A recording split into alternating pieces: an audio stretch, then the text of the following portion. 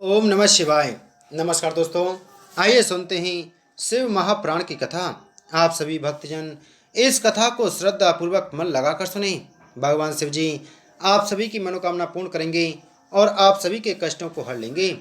ब्रह्मा जी बोले, हे नारद, सब देवताओं के अंतर्ध्यान होने जाने पर वायु हनुमान को गोद में उठाकर अंजनी के पास ले गया तथा उन्हें अंजनी की गोद में देकर सब वृतांत कह सुनाया। उस समय अंजनी ने अत्यंत प्रसन्न होकर हनुमान को अपने स्तनों से दूध पिलाया तथा केसरी ने भी अत्यंत आनंद मनाया। उनकी बाल लीलाओं को देखकर अंजनी तथा केसरी अत्यंत प्रसन्न रहा करते थे। कुछ दिनों में ही हनुमान इतने बलिष्ठ हुए कि वे कभी पृथ्वी से उड़कर आकाश को चले जाते और कभी वायु तथा सूर्य के पास जाकर खेला करते थे। कभी वे आकाश गंगा में स्नान कर उसमें अपनी पूंछ को इस प्रकार फटकारते थे कि वह पृथ्वी पर आ जाती थी। उनके ऐसे चरित्रों को देखकर देवता तथा मुनि अत्यंत आश्चर्य किया करते थे। हे नारद, एक दिन हनुमान मुनियों के आश्रम में गए, परंतु उन्हें कोई पहचान न सका। उस समय सब ऋषि मुनि उनके पराक्रम को देखकर यह विचार करने लगे कि भला यह अपार बलशाली बालक किसका पुत्र है। जब इसकी अभी से यह दशा है तो आगे चलकर यह न जाने क्या करेगा। अस्तु उन ऋषि मुनियों ने परस्पर यह निश्चय किया कि हम इसे ऐसा श्राप दें जिसके कारण यह अपना बल भूल जाए और हमें किसी प्रकार का कष्ट न पहुंचा सके। अतः मुनियों ने हनुमान को यह श्राप दिया, हे मूर्ख वानर पुत्र, तुझे अपनी शक्ति पर इतना अहंकार है, तू उचित अनुचित का कोई विचार नहीं करता। हम तुझे यह श्राप देते हैं कि तू अपने बल को भूल जाएगा और जब तक कोई तुझे याद नहीं दिलाएगा तब तक तेरी सामर्थ्य प्रकट न हुआ करेगी। हे नारद, मुनियों के इस शाप पर हनुमान ने कोई विचार नहीं किया, परंतु तभी यह आकाशवाणी हुई, हे मुनियों, तुमने हनुमान को ऐसा शाप देकर अच्छा नहीं किया। यह साक्षात शिव जी के अवतार हैं और रामचंद्र का कार्य करने के निमित्त प्रकट हुए हैं। अब बताओ कि विष्णु जी के कार्य को कौन कर सकेगा। तुम्हें उचित है कि अपने इस शाप को शीघ्र खंडन करो, अन्यथा तीनों लोग दुखी हो जाएंगे। हे नारद, इस आकाशवाणी को सुनकर मुनियों ने हनुमान जी के वास्तविक रूप को पहचाना। तब उन्होंने उनकी बहुत प्रकार से प्रार्थना करते हुए यह कहा, हे शिव जी के अवतार हनुमान जी, आप हमारे अपराध को क्षमा करें। अब हम आपने शाप का इस प्रकार खंडन करते हैं कि जब तक आपकी भेंट रामचंद्र से ना होगी तब तक आप अपने बल को भूले रहेंगे। जब आप सूर्य के पास जाकर विद्या सीखें, इससे आपका तथा आपके द्वारा संपूर्ण संसार का कल्याण होगा। हे नारद, मुनियों की यह बात सुनकर हनुमान अपने माता पिता के समीप लौट आए और उन्हें सब हाल कह सुनाया। तदुपरांत वे उनसे आज्ञा प्राप्त कर सूर्य के समीप जा विद्या पढ़ने लगे। कुछ दिनों में जब वे संपूर्ण विद्याओं में पारंगत हो गए तब उन्होंने सूर्य से गुरु दक्षिणा मांगने के लिए कहा। उस समय सूर्य ने उन्हें शिव जी का अवतार जानकर स्तुति करते हुए इस प्रकार कहा, हे हनुमान, मैं आपके मुख्य स्वरूप को जानता हूँ। मैं यह चाहता हूँ कि आप पंपापुर में जाकर रहें। वहाँ बाली तथा सुग्रीव नामक दो भाई रहते हैं। उनमें सुग्रीव मेरा पुत्र है।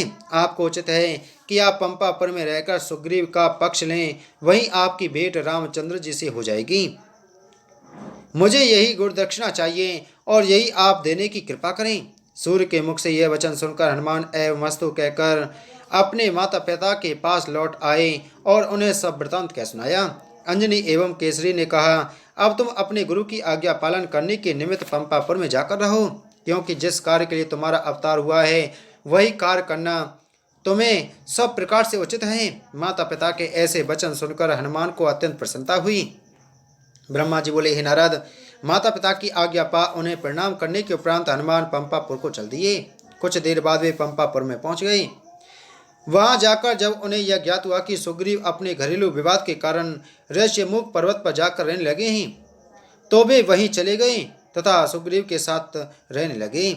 जिस समय सीता के वियोग से दुखी रामचंद्र और लक्ष्मण उस पर्वत के समीप पहुंचे, तब वे आगवानी करके उन दोनों को सुग्रीव के पास ले आए और उनमें मित्रता स्थापित कराई। तदुपरांत उन्होंने रामचंद्र जी के हाथों से बाली का वध कराया। फिर सीता को ढूंढने के लिए समुद्र को लांघकर लंका में जा पहुंचे।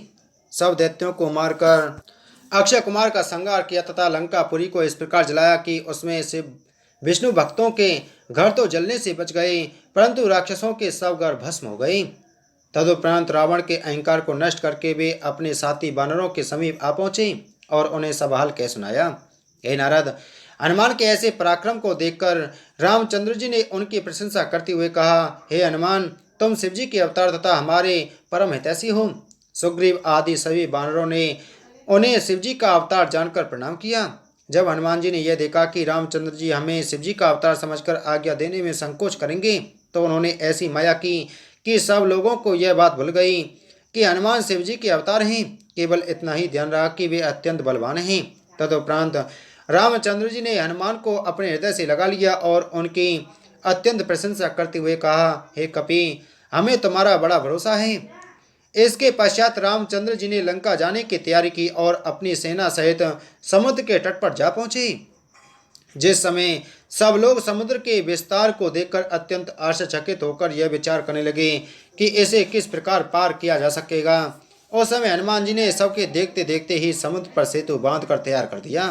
तब रामचंद्र ने उस स्थान पर शिवलिंग की स्थापना की, जिसका नाम उन्होंने रामेश्वर रखा। उसी सेतु मार्ग द्वारा रामचंद्र जी अपनी संपूर्ण सेना सहित समुद्र को पार कर लंका रावण की नगरी में पहुंच गए।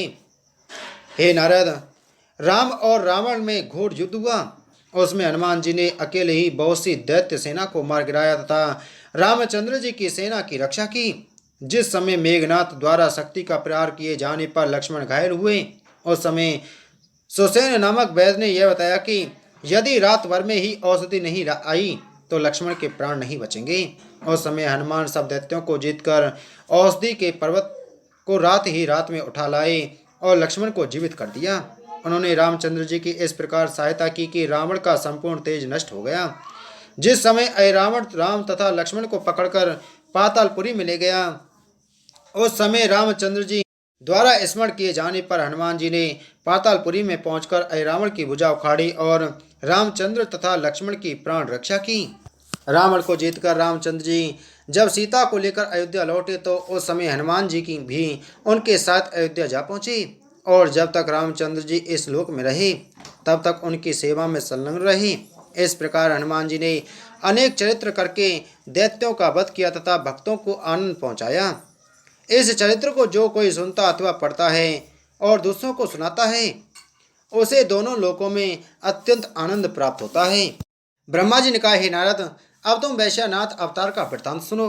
प्रसिद्ध नंदी ग्राम में महानंदा नामक एक वैश्या रहती थी। वह शिव जी की भक्ति में अत्यंत चतुर थी। प्रतिदिन भस्म लगाती, आभूषणों के स्थान पर रुद्राक्ष पहनती तथा शिव जी के यश का वर्णन किया करती थी। उसके घर में एक बंदर तथा एक कुत्ता पले हुए थे। वह उन दोनों को भी रुद्राक्ष पहनाती थी। हे नारद, कुछ समय बीतने पर शिव जी उस वैश्या की सेवा से अत्यंत प्रसन्न हुए। तब भी उसकी परीक्षा लेने के निमित्त वैश्यनाथ का स्वरूप धारण कर मस्तक पर त्रिपुंड लगा, आभूषणों के बदले रुद्राक्ष पहन जय शिव उच्चारण करते हुए उस महानंदा नामक वैश्या के घर जा पहुंचे। महानंदा ने उन वैश्यनाथ रूपी शिव जी को अत्यंत सम्मान पूर्वक अपने घर में ठहराया। तदुपरांत उसने शिव जी के हाथ में जड़ाऊ कंगन देखकर उन्हें प्राप्त करने की इच्छा से यह कहा, तुम्हारे हाथ में कंगन स्त्रियों के पहनने योग्य हैं, अस्तु तुम इन्हें मुझे दे दो। यह सुनकर वैश्यनाथ ने उत्तर दिया, तुम हमें इन कंगनों का क्या मूल्य दोगी? महानंदा बोली, हमारे कुल में व्यभिचार को पाप नहीं माना जाता, अब तो उसे कुल धर्म कहा गया है। यदि तुम यह कंगन मुझे दे दोगे तो मैं 3 रात तक तुम्हारी स्त्री बनकर तुम्हारे साथ विहार करूंगी।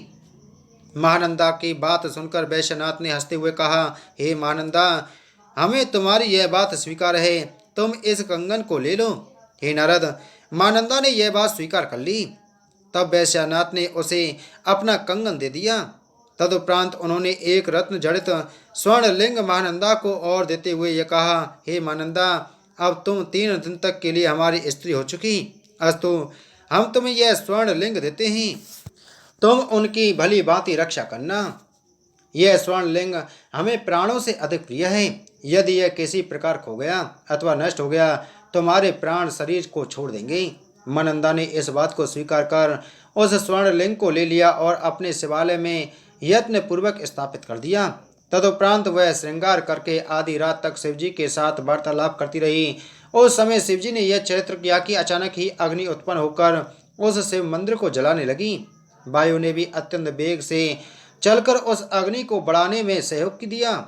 परिणाम स्वरूप वह शिवलिंग जो वैश्यानाथ ने महानंदा को सौंपा था, जलकर भस्म हो गया। यद्यपि यह आश्चर्य रहा कि कुत्ता और बंदर जो कि शिवालय में बैठे थे, उस अग्नि की लपटों से किसी प्रकार जीवित बच गए।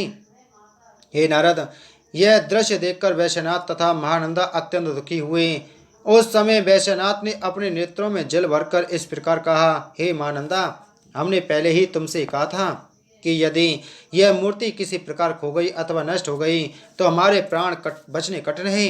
अब जब हमारे स्वामी ही अग्नि में जलकर भस्म हो गई तो हमारा जीवित रहना ही भी व्यर्थ है। इस समय यदि ब्रह्मा और विष्णु जी भी हमें मना करेंगे तो भी हम अपने प्राण त्यागे बिना न रहेंगे। वैश्यनाथ के इस हट को देखकर महानंदा अत्यंत लज्जित तथा व्याकुल हुई। तब उसने रोते पीटते हुए एक चिता तैयार कराई। वैश्यनाथ बस चिता में अग्नि जलाकर सबके देखते देखते बैठ गए।